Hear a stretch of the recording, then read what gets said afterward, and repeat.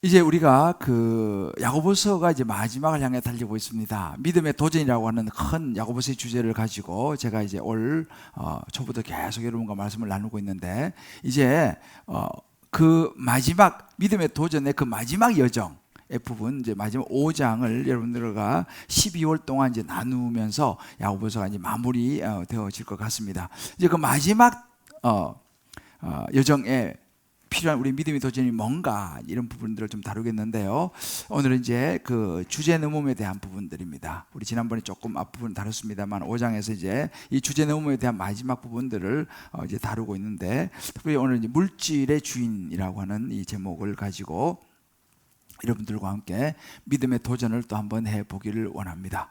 자, 우리 다시 한번 우리 온라인 들어오신 분들도 한번 옆에 해줍시다. 우리 믿음의 도전을 해봅시다. 할렐루야. 1923년도였습니다. 한 무리의 굉장히 엘리트 사업가들이 미국 시카고의 그 아주 화려한 엣지워터 호텔에서 이제 모임을 이제 가졌습니다. 그 명단, 그 모임에는 당시 20세기 초에 가장 영향력 있고 유명한 거부들입니다. 뭐 조금 부자가 아니고 굉장한 거부들이 그 자리에 모였습니다. 대표적인 사람이 누구냐면 찰스 슈왑이라고 하는 베들레헴 철강회사 사장님, 그리고 리차드 위튼이라고 하는 뉴욕 정권거래소 사장, 그리고 엘버트 펄이라고 하는 당시 미국 대통령, 하딩 대통령의 내무장관, 그리고 제시 리버모어라고 하는 사람인데요, 여러분 잘 아는 월스트리트의 아주 거부, 그리고 이바 클루저라고 하는 당시 세계 최대의 성냥 전매 회사 사장, 이런 분들이 모인 거예요. 이 사람들이 주무르는 그 돈의 그 자산이 어느 정도 되냐면, 당시 미국 재무성의 총 자산보다도 더 큰 돈을 이 사람들이 주무르고 있는 그런 사람들이었습니다. 그런데 그로부터 25년이 지났습니다. 그리고 이 사람들이 지금 그럼 어떻게 살고 있느냐를 서치를 했어요. 결과가 이렇습니다. 베들레헴 철강회사 사장 찰스 슈왑은 25년 후 1939년에 우리로 말하면 한 4조 5조 정도 되는 빚을 남기고 사망했어요. 리차드 위튼이 뉴욕 그 정권거래소 사장은 횡령으로 감옥에 복역 중이었습니다. 대통령 그 내무장관 엘버트 펄은 직권남용으로 감옥에 있었습니다. 월스트리트 저널의 최고의 거부였던 제시 리버모어는 자살했습니다. 당시 최고 성냥회사의 사장이었던 이바 크루즈는 사업에 크게 실패하고 역시 그것도 자살했어요. 이것이 25년 후에 이들의 발자취였습니다. 자, 그렇다면 그 막대한 돈을 주무르던 이 사람들이 왜 이런 결과를 맞았을까라는 거예요. 오늘 야고보 사도가 그에 대한 답을 주고 있습니다. 쉽게 말하면 이 사람들이 주제를 넘어버린 거예요. 어떤 주제를 넘었느냐? 물질의 주인, 돈의 주인에 대해서 이 사람들이 혼동을 일으킨 거예요. 다르게 말하면 사실은 자기 것이 하나도 없는데 다 하나님으로부터 온 물질이고 막대한 자산인데, 이 사람들이 다 자기 것이라고 착각을 했다는 사실이에요. 그러면서 이 물질과 막대한 자산을 운영하다가 결국은 이렇게 끝나버리고 말았습니다. 여러분 가만히 보세요. 우리도 마찬가지입니다. 우리가 어떤 물질을 보는 것도 굉장히 중요한 그 가치관, 이 주제권이라고 그러죠. 이 주제권이 굉장히 중요한 문제입니다. 여러분 실제로 우리도 가끔 보지 않습니까? 통계에 나와 있어요. 그에게 복권에 당첨된 사람들 많은 경우가 끝이 별로 좋지 않습니다. 마약에 빠진다든지 뭐 여러 가지. 또 가끔씩 졸부, 갑작스럽게 부자가 된 사람들 있지 않습니까? 근데 보면 오히려 그 갑작스럽게 생긴 엄청난 돈이 올무가 돼가지고 가정을 무너뜨리고 자식 망가지게 만들고 몸 상하게 만들고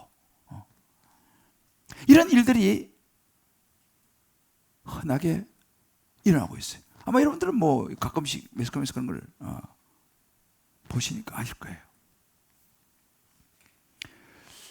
성경은 돈을 나쁘다고 말하지 않습니다. 그런데 이 돈이라는 것에 대한 분명한 우리의 이 가치관이 정립되지 않으면 모든 악의 뿌리가 된다는 거예요.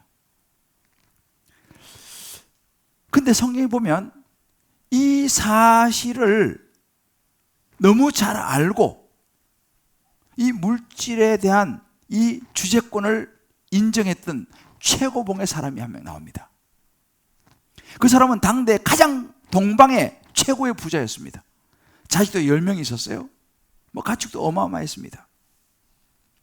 근데 하루아침에 모든 자산을 날리고 자녀들도 다 죽게 되고 자기 몸도 완전히 망가지고 병들어 버린 사람 욥이죠. 근데 욥은 그 정도 되면은 부인이 이렇게 얘기했습니다. 야, 당신 하나님 믿는다면서 이래도 하나님 살아있냐? 하나님, 당신이 믿는 하나님 욕하고 죽어라. 부인이 그렇게 얘기했어요. 그런 욥은 무너지지 않았습니다. 망가지지 않았습니다. 그걸 딛고 일어서서 놀라운 축복을 받게 되죠. 그 핵심이 뭐냐? 욥이 물질에 대한 분명한 고백이 있었습니다. 바로 여러분이 잘 아시는 욥기 1장 21절입니다. 이르되 내가 못해서 알몸으로 나왔사온즉 또한 알몸이 그리로 돌아갈지니라. 주시니도 여호와시고 거두시니도 여호와시니 여호와 이름이 찬송을 받으실지로다. 이 고백이었어요. 내가 알몸으로 나왔는데 어차피 알몸으로 돌아가지 않느냐. 주신 것도 하나님이시고 가져가신 것도 하나님이시다. 바로 이것이 뭐냐 하면 모든 물질의 주인이 하나님이라는 사실을, 주재권을 인정한 욥의 모습이었습니다. 그러니까 욥은 이 고백이 있었기 때문에 하루아침 모든 걸 다 잃었지만 그는 무너지지 않았어요.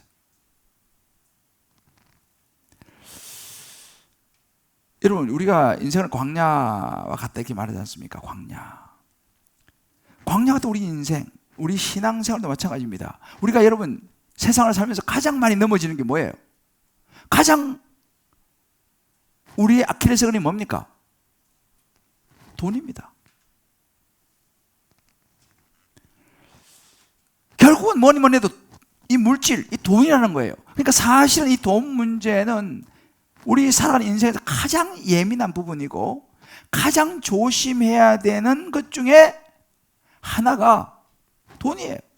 목사 예외가 없습니다. 물질 문제입니다. 자, 이렇게 우리 인생은 사실 결국은 물질이고 돈이 우리의 아주 핵심에 들어와 있어요. 누구도 예외가 없습니다. 자, 그렇다면 이 야고보 사도가 이제 이 야고보서를 마무리하면서 이 물질 문제를 다루는 거예요. 왜? 인생은 많은 사람들은 믿음의 도전, 그 마지막 여정에서는 결국 돈에 많이 무너지고 물질에 많이 무너지는 것을 야고보서 너무 잘 알고 있죠. 그래서 주제 넘지 마라. 특히 물질에 대해서 주제 파악을 해라 라고 이야기를 마지막 부분에서 이야기를 하고 있는 거예요. 그래서 이번 주부터 이제 앞으로 남은 마지막 여정은 굉장히 중요한 부분을 이제 다루게 됩니다. 자, 그렇다면 우리가 이렇게 물질에 대해서 우리 주제를 넘지 않고 우리 인생의 끝까지 믿음의 여정을 승리하려면 어떻게 될까요? 이 물질에 대한 주제를 넘지 않으면 첫 번째 야고보 사도가 우리에게 가르치는 것은 뭐냐면 하나님의 주재권을 인정하라는 거예요. 하나님이 주인 되신다. 쉽게 말해 하나님이 주인 되심을 인정하라는 거예요. 이걸 다른 말로 청지기 의식이라고 얘기합니다. 당시에 이 부를 과시하는 방법은 크게 세 가지였어요. 부자들이 풍성한 잔치를 베푸는 거예요. 성대한 잔치를 베풀어 가지고 많은 사람들 초대해서 음식을 나눠주고 먹고 하면서 내가 이 정도 부자다, 이게 있었고, 또 하나는 아주 호화스러운 옷을 입었어요. 요즘 말하면 최고의 명품을 거치고 다니는 거죠. 그러니까 그 부자들이 내가 이래도 이 정도 사람이라는, 딱 봐도 그래서 딱 알 수 있는, 우와 할 정도로 아주 호화스러운 옷을 입는 것이 부자들이었어요. 세 번째는 뭐냐면 돈을 흥청망청 쓰는 거예요. 보통 이렇게 이제 부자들의 부를 과시를 했는데, 야고보 사도가 그런 사람을 향해서 이렇게 얘기하는 거예요. 그 돈을 가지고 그런 식으로 자기 부를 과시하면서 인생에 그냥 즐기고 누리고 살아가는 이런 사람들에게는 앞으로 이런 일이 일어날 것이다 라고 이야기하는 거예요. 무슨 일이요? 이렇게 물질에 대한 주인, 물질의 주인이 하나님이라고 하는 의식이 없는 사람들에게는 이런 일이 일어날 것이다 라는 거예요. 어떤 일이요? 그 오늘 1절 말씀입니다. 들으라 부한자들아, 너에게 이 말 고생으로 말미암아 울고 통곡하라는 거예요. 그 물질이 그것 때문에 너가 앞으로 이런 고생 당할 거고, 그래서 그거 생각하면서 미리 울고 통곡해라 라고 이야기를 하면서 경고를 하고 있어요. 어떤 경고예요? 이 말은 이런 얘기입니다.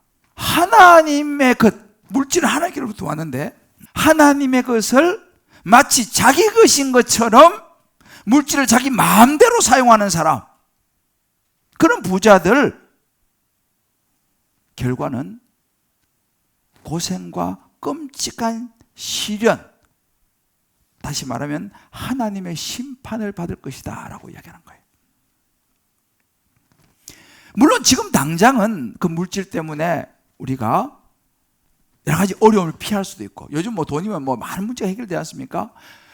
우선은 가지고 있는 그 물질로 어려운 것을 피할 수도 있고, 또 안락한 생활을 누리기도 하지만 그 물질이 하나님 앞에 설 때는 당신을 구원할 수 없다 이 말이에요. 지금은 우리 당장 돈이 있으니까, 물질이 있으니까, 근데 하나님 앞에 갈 때는 그거는 그 물질이 여러분들을 구원할 수 없으니 하나님 앞에 섰을 때 당신들은 끔찍한 시련을, 하나님의 심판을 받게 될 것이다 라고 야고보 사도가 경고를 좀 주고 있어요.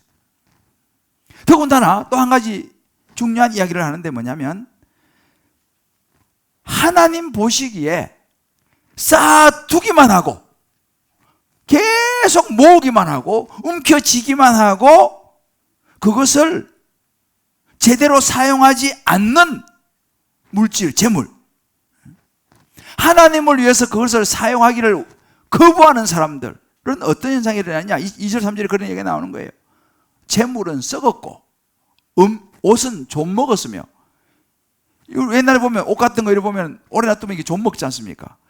금과 은은 녹에 썰었으니 이 녹이 너희가 증거가 되며 불같이 내 살을 먹으리라. 너희가 말세에 재물을 쌓아도다 그랬어요.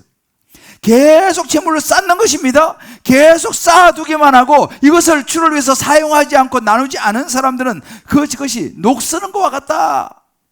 그렇다고 뭐 우리가 뭐 저축하고 뭐 정말 준비하고 투자하고 이런 것을 무조건 잘못이다 이런 이야기가 아닙니다. 우리가 인생이 짧은데 주를 위해서 그 주신 것을 가지고 나누고 사용할 시간이 짧은데 그것을 나만을 위해서 그냥 움켜쥐고 쌓아두고 하는 것에 대해서 경고를 하고 있어요. 이 말씀은 예수님께서 마태복음 6장 19절 20절에서 하시는 말씀과 동일합니다. 왜? 야고보 사도가 예수님 친동생이라고 그랬잖아요. 그 야고보는 예수님을 따라다니면서 많이 말씀을 들은 거죠. 그 산상수훈 말씀과 사실은 야고보서는 굉장히 일치하는 부분이 많아요. 예수 이렇게 말씀했습니다. 너희를 왜 보물을 땅에 쌓아두지 말라. 거기는 좀과 동록이 해하며 도둑이 구멍을 뚫고 도둑질하니라 그랬어요. 보물 땅에 쌓아두봐야 그거 좀 먹고 도둑이 도둑질 해가고 없어질 거다. 오직 너희로의 보물을 하늘에 쌓아두라. 거기는 좀이나 동록이 해하지 못하며 도둑이 구멍을 뚫지도 못하고 도둑질도 못해간다. 예수님께서 그렇게 말씀하셨어요. 지금 야고보 사도가 그 이야기를 여기서 하고 있는 것입니다. 어찌 보면 이런 사람들은요, 가진 건 많아요. 물질적으로 부유한데 영적으로 너무너무 가난한 사람이죠. 하나님 없이 자기가 주인이라고 착각하면서 사는 이 주제 넘는 거죠. 야, 주제 넘지 마 이렇게 말하지 않습니까? 그 물질이 내 게 아닌데 하나님 건데 내 거라고 착각하며 살아가는 사람들에 대한 하나님의 경고. 결산날이 올 거다라고 말하는 거예요. 그럼 그날이 결산날이 오면 어떻게 했냐? 그날에는 그 모든 재물이 바람에 날려가는 재와 같이 될 것이고 결국 하나님의 심판을 설 것이다 라는 엄중한 경고를 야고보 사도가 주고 있어요. 신앙의 마지막 여정에는 이 부분이 큰 도전이 될 것이다 라는 거예요. 물론 우리 젊고 어릴 때 아무것도 없을 때는 아무것도 없으니까. 근데 시간이 지나면 갈수록 인생이 갈수록 이것은 굉장한 도전이 될 것이다 라는 것입니다. 근데 여기서 우리가 오해하면 안 되는 게요, 하나님은 부자들 싫어하신다. 심지어 어떤 사람은 가난한 사람 천국 가고 부자는 지옥 간다. 그런 이야기 아니에요. 그런 이야기 성경에 없어요. 성경은 우리에게 개인과 하나님의 관계를 결정짓는 것이 부자냐 가난한 사람이냐 그것을 이야기하지 않습니다.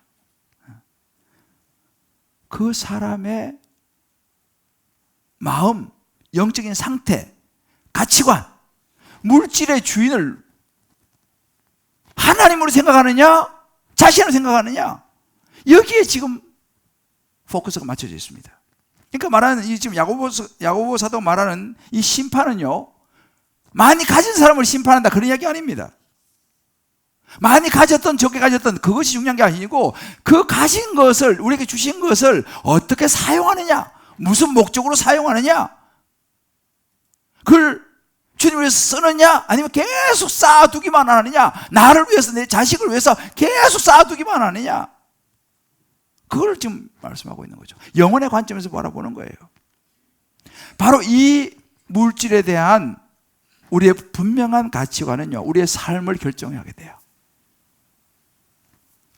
여러분, 성경에 나오는 한 대표적인 인물이 사무엘 9장에 보면 시바라고 하는 인물이 나와요. 이 시바는 누구냐면 사울 왕 집안의 그 관리하는 종이었어요.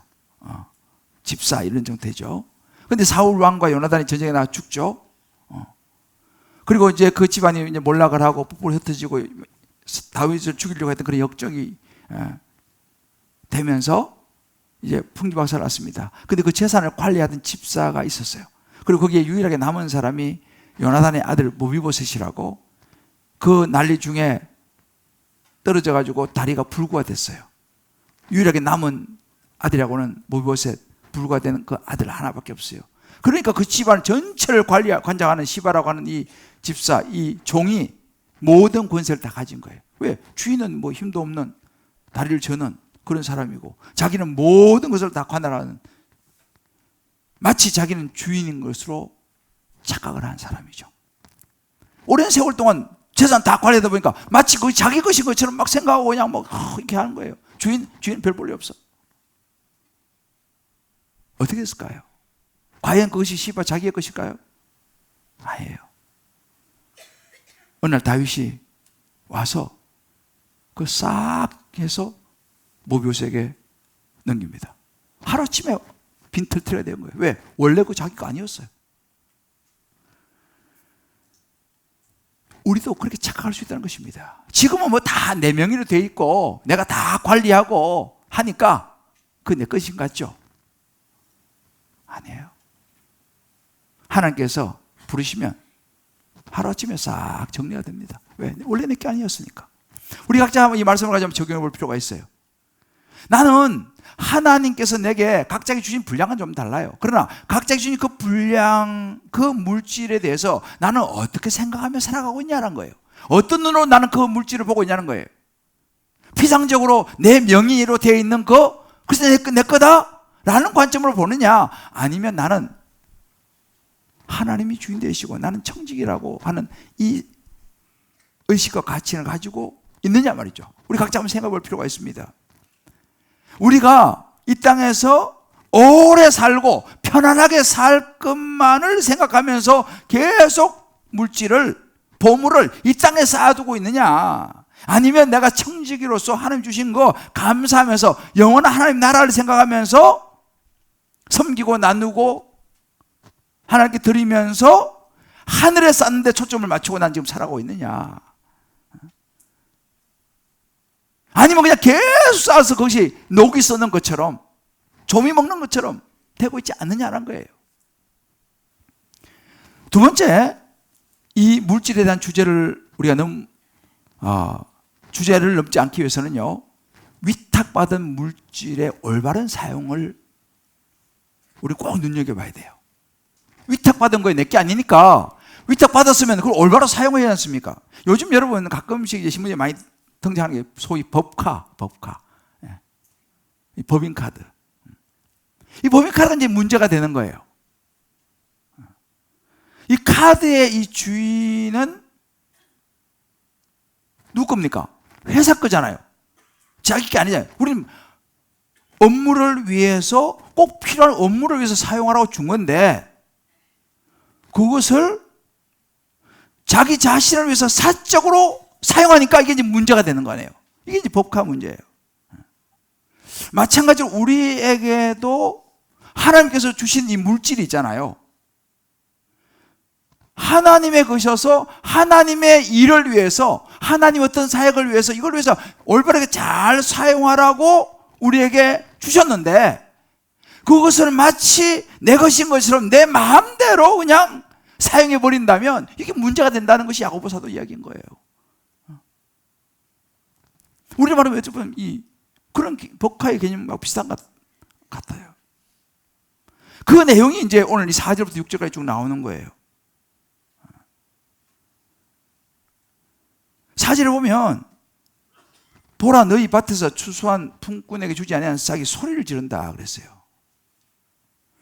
마땅히 추수한 그 품꾼한테 싹을 줘야 되는데 그걸 주지 않으니까 그 사람들이 달라고 막 소리 지르는데, 그 추수한 자의 우는 소리가 만군의 주의 귀에 들렸도다. 하나님이 그걸 들었다 이 말입니다. 당시에는요, 로마가 전체 지배하고 있었어요. 그러니까 로마가 모든 재력과 모든 걸 가지고 있었죠. 그래서 부자 로마인들이 있었어요. 그리고 그 로마와 함께 또 이렇게 해가지고 재력을 가지고 있었던 유대인 재력가들, 지주들이죠. 그 사람들이 있었습니다. 근데 이 지주들이 이제 사람들을 소장농을 쓰지 않습니까? 근데 예수 믿는 그리스도인들이 많은 사람들이, 가난한 사람이 많았기 때문에 그 밑에 소장농으로 많이 있었어요. 근데 이 지주 유대인들이, 이 로마 부자들이 그 돈을 좀 더 가지려고 그 싹을 제대로 쳐주지 않고 우리만 떼먹는 거예요. 이것을 갖다가 야고보 사도가 얘기합니다. 그건 주제 넘는 것이다. 그 하나님의 것을 가지고 자기의 배를 더 채우기 위해서 그렇게 하는 거, 그거 하나님 다 심판하신다 라고 말하면서, 또 그렇게 챙겨가지고 이 사람들이 어떻게 쓰느냐 본을 보니까 5절에 보니까요, 너희가 땅에서 사치하고 방종하고. 왜? 그래서 돈을 많이 모아가지고 그거 가지고 그냥 호색을 즐기고 자기 쾌락을 위해 즐기고 자기를 위해서 헝청망청 쓰고, 그런 모습. 물론 편안하게 살고 풍요롭게 사는 자체가 잘못된 건 아니에요. 그러나 그것이 하나님의 것인데 그것을 가지고 사치하고 방종하고 자기 마음을 살찌게고 자기만 위해 쓰는 거, 그건 하나님 심판받을 거다 라고 야고보 사도가 이야기하고 있습니다. 여러분 보세요. 우리 성경의 대표적 소돔과 고모라를 이야기하죠. 소돔과 고모라는 죄를 많이 지어갖고 멸망한 도시죠. 하늘에서 불이 내려가지고. 그러면 여러분 소돔과 고모라의 여러 가지 죄에 대해서 이야기해요. 당시에 이 완전히 타락한 이 성문화 뭐 이런 것부터 시작해서 있는데, 성경에서요 그 중에 소돔과 고모라의 죄를 딱 정리하는 에스겔 16장 49절에 이렇게 말합니다. 소돔의 죄악은 이러하니 그와 그의 딸들에게 교만함과 음식물의 풍족함과 태평함이 있으며 또 그가 가난하고 궁핍한 자를 도와주지 아니하며 그랬어요. 소돔과 고모라의 죄가 뭐냐? 쉽게 말해 자기 하고 싶은 대로 하면 살았다는 거예요. 하나님 주신 물질을 가지고 자기 하고 싶은 대로 사는 거예요. 돈이 많으면 또 교만해질 가능성이 많지 않습니까? 어깨 힘주고 음식물 마음껏 그냥 또 부유하니 뭐 일도 열심히 하지 않고 태평하고 그러면서 또 하나님을 위해서도 가난하고 어려운 사람들 관심이 없어. 이것이 소돔과 고모라의 죄라고 성경이 딱 이야기를 하고 있습니다. 이것을 야고보 사도는요 아파타로아오라고 하는 헬라어를 쓰는데 이것이 뭐냐면 방종이라는 방종. 너희가 땅에서 사치하고 방종하여. 방종이 뭔지 아세요? 네 마음, 자기 마음대로 그냥 자기 하고 싶은 대로 하면서 사는 거예요. 교만하고 음식물 풍성하게 하고 태평하고 그러면서도 하나님께 또 주변 사람들 돌아보지도 않고 그게 방종이다라고 야고보 사도는 이야기하는 거예요. 여러분 잘 아는 누가복음 16장에 보면요 대표적인 부자가 나옵니다. 부자와 나사로 이야기가 나오는데 그 부자가 무슨 문제가 있습니까? 자기를 위해서는 막 잔치를 벌이고 별걸 다 하면서 문간에 있는 그 거지한테는 음식물조차 주는 것도 아까워했다는 사실이에요. 그 부자가 바로 이런 방종 대표적인 케이스입니다. 자, 그렇다면 우리가 여기서 우리 이제 각자 적용해 볼 부분이 뭐냐 하면 누구도 여기 없습니다. 저도 마찬가지고 우리 모두가 또 우리 온라인 들어오시면 마찬가지입니다. 여기서 말하는 품꾼에게 정당한 싹을 주지 않는 부자처럼 혹시 나도 내가 살아가면서 부정한 방법으로 내가 돈을 모으는 것이 없느냐? 하나님께서 주신 것을 가지고 내가 너무 사치하고 내가 하고 싶은 대로 방종하면서 즐거움과 쾌락을 위해서 그렇게 살아가고 있지 않는가? 라는 질문을 던져봐야 됩니다.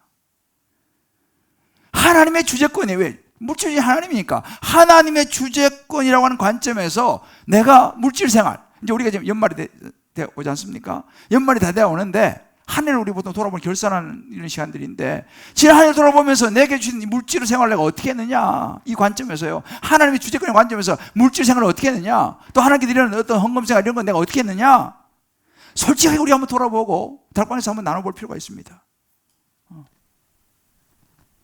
우리 자녀들에게도 이런 걸 가르칠 필요가 있어요. 자, 그렇다면 우리는 하우의 문제입니다. 그럼 어떻게 되냐 이런 거예요.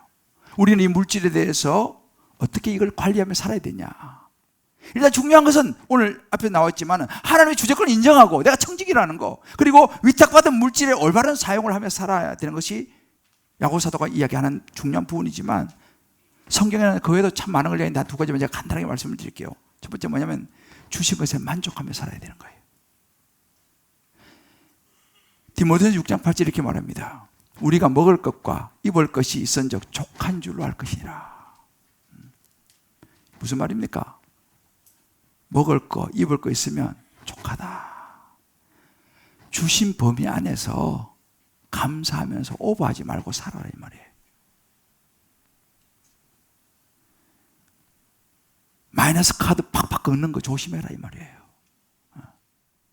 하나님이 이만큼 주셨으면 그거 가지고 감사하고 만족 거기에 맞춰 살아야지. 이만큼 벌면서 이만큼 긁어대면 어떡하자는 거예요. 그거를 이야기하는 거예요. 주신 것을 먹을 거 입을 거 그걸로 족하게 여기라 이 말이죠. 아, 저 사람은 소고기 먹는데 우리는 돼지고기 뭐야 이거? 그게 아니고 아이 사참 뭐 소고기를 먹든 뭐 말고기를 먹든 우리 감사하게 돼지고기 먹고 저기 돼지고기 먹는데 우리 집엔 라면 그거 내비두고 우리는 그냥 감사하게 라면 먹으면 되는 거예요.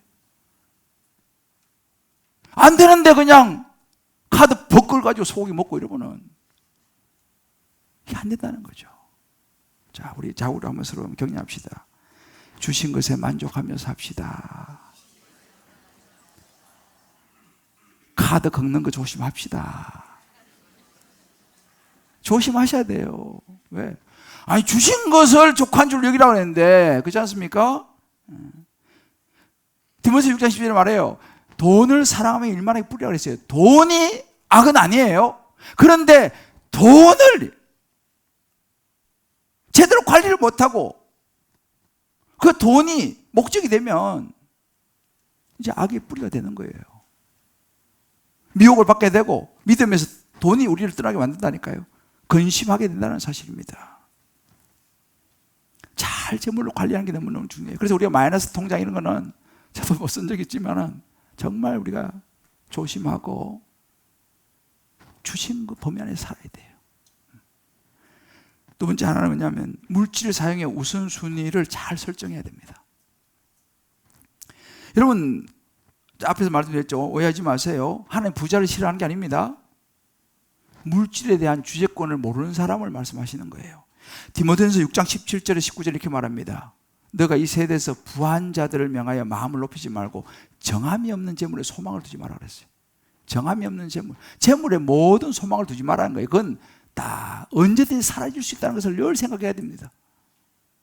오직 우리에게 모든 걸 후히 주시사 누리고 하시는 하나님께 두고 선을 행하고 선한 사업을 많이 하고 나누어 주기를 좋아하고 나누어 주기를 좋아해야 돼요. 너그러운 자가 되게 하라. 이것이 장래의 자기를 위하여 좋은 터를 쌓아 참된 생명을 취하는 것이다.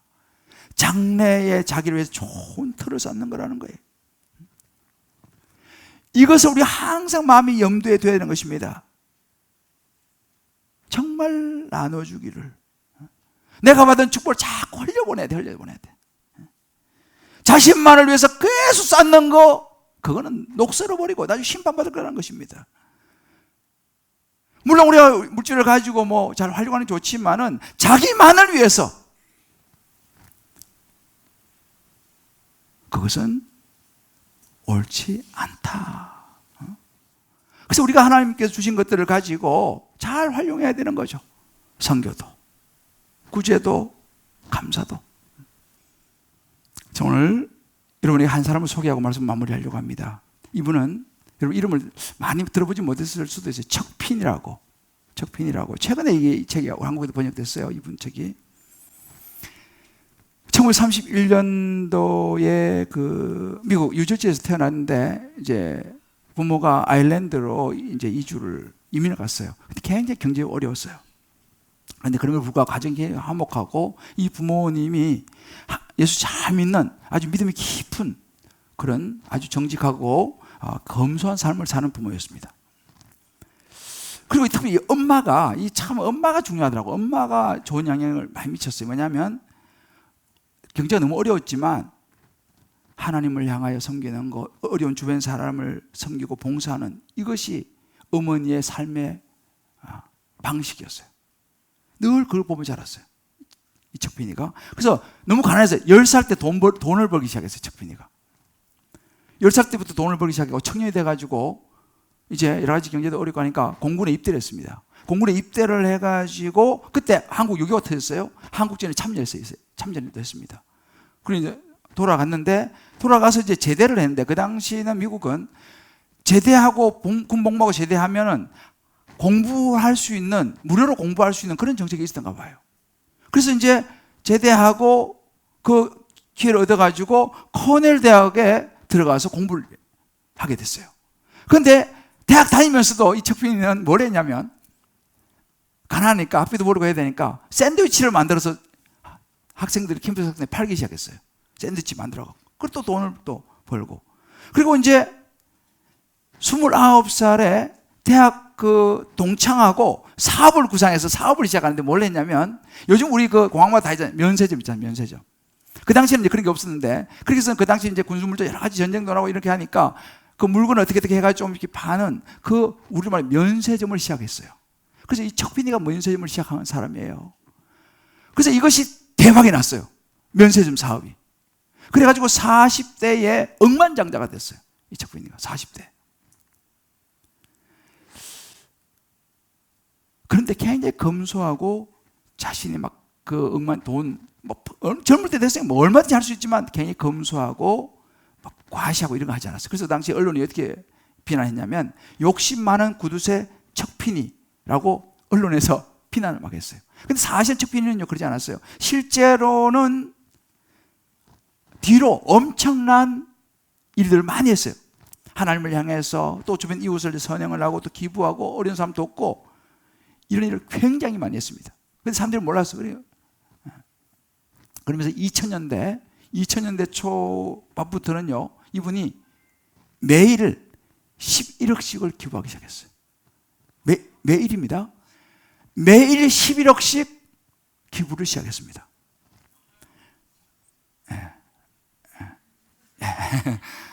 그래서 이분이 90세가 넘는 나이에 어떻게 살았냐? 부인하고 아주 검소하게 샌프란시스코에서 방 2개짜리 아파트에 살았습니다. 그리고 이분이 2달 전에 10월 달이죠. 2달 전에 이제 소천하셨어요. 그런데 이분이 이제 2달 전에 10월 달에 최근에 이제 2달 전에 돌아가셨으니까 살아생전 하나님께 드리고 기부한 돈이 80억 달러. 우리 돈은 10조 8천억이었어요. 그래서 이 사람이 영향을 받은 사람이 빌 게이츠하고 워런 버핏이 자기 롤 모델이라고 얘기했던 사람이 이 척핀이었습니다. 그래서 이 사람들이 실제 이 사람도 요즘 그런 운동을 지금 벌이고 있지 않습니까? 영향을 이 척핀한테 받은 거예요. 그런데 이분은 사후가 아니에요. 자기 생전에 전 재산의 99%를 하나님께 사회에 내놨습니다. 그리고 2020년도죠. 3년 전이죠. 이분이 마지막 자기가 세웠던 많은 이런 그 재단들을 다 정리를 하면서 이 말을 한마디 했어요. 빈털터리가 되었지만 더 이상 이거보다 더 행복할 수 없다. 해봐라. 정말 좋다. 이 말 한마디 했어요. 제가 어제 신문입니다. 우리나라 일간지에서 일면 머리 기사로 이분이 나왔는데 우리나라의 전설적인 영화배우 신영균 씨 96세입니다. 타이틀이 이렇게 달렸어요. 96세 노신사 수백억 기부 뭐 이렇게 넣더라고요. 마치 어제. 이분이 지금 살아계세요. 이분이 아주 좋은 크리스찬입니다. 저 종로의 명보국장 하신 분인데 이분이 또 이런 삶을 사시면서 이번에 인터뷰를 했어요. 기자가 이렇게 이야기했습니다. 기부하면 그냥 좋아요. 누구는 아깝지 않냐고 하는데 전혀 그렇지 않아요. 오히려 기부할수록 제가 더 부자가 된 느낌입니다. 이렇게 얘기했어요. 그러면서 이분이 더 중요한 이야기를 또 한마디 했습니다. 나중에 제 관안에 성경책 하나면 돼요. 가져갈 수도 없고 가져가고 싶은 것도 없어요. 내 관안에 성경책만 하나 넣어주세요. 이분이 이렇게 얘기했어요. 아주 신실한 크리스찬이에요. 이분은요. 사랑하는 성도 여러분, 모르겠어요. 저는 뭐 그런 분들처럼 그런 레벨이랑 가보지 못해서 잘 모르겠습니다만은 이런 분이 진짜 귀한 크리스찬 아니겠는가? 믿음의 도전의 그 마지막 여정을 너무 멋있게 장식을 하는 거예요. 이 땅에 사는 삶의 포인트가 아니라 영원한 하나님 나라에 상급을 기대하고 그들의 인생을 녹여낸 이분들은 목사도 아니에요. 그러나 청지기 의식으로 살았던 사람이죠. 저는 목사로서 이런저런 참 생각을 많이 해봐요. 나는 뭐 그런 레벨에 가보지는 못해서 모르겠지만 그렇게 할 수 있을까? 그렇지만 나는 내가 있는 자리에서 흉내라도 내봐야겠다. 흉내. 그렇게 뭐라도 내가 흉내라도 한번 내봐야겠다. 그런 생각도 해봤어요. 공통점은 뭐예요? 그리스도의 주제권을 인정한 사람이에요. 둘 다. 내 거 아니라는 거지. 내가 이 세상에 올 때 가지고 온 거 없고 갈 때 난 못 가져간다는 거예요. 이 가치관이 너무 중요한 거예요. 이 가치관이 그리스도의 주제권을 인정하는 것이 우리 인생을 아름답게 마무리하게 만들고 또 아직도 이분 살아계시니까 아름답게 마무리하게 그렇게 하고 있다는 사실입니다. 여러분, 천국 가면 뭐가 남겠습니까? 제가 언제 한번 이야기했죠. 우리 한국 돈 워낙 아무리 많이 가지고 있어도 미국 가서는요, 설마 미국은 달러가 있어야 돼요. 아무리 워낙 많이 있어도 환전 안 하면 미국 가서 그 종입니다. 우리 인생도 마찬가지예요. 내가 이 땅에서 아무리 많이 가지고 있어도 그거 천국 가면요 아무 쓸모 없어요. 천국은 천국 화폐가 있어. 환전을 해야지 천국 가서 쓸 수 있는 거지. 어떻게 환전할 수 있어요? 예수님께서 말씀하셨어요. 보물을 하늘에 쌓아두라. 이 땅에서 살면서 내가 주님 앞에 드린 것들, 이 땅에 살면서 주님의 말씀을 따라 내가 나눈 것들, 내가 선교하고 구제하고 감사하고 나눈 것들, 이것은 천국 화폐로 전환되고 천국 보물에 쌓이는 거예요. 하늘에 쌓아두라. 하늘, 거기는 좀이나 동해하지도 못하고 도둑이 구멍도 못 뚫는다는 거예요. 자, 우리 한번 좌우로, 우리 온라인 들으시면 있는 것에서 이렇게 한번 얘기합시다. 우리 주인 행세하지 맙시다. 겸손하게 주님을 위해서 사용합시다. 저 자신부터 주인 행세하면 안 돼요. 그거 내 거 아니에요.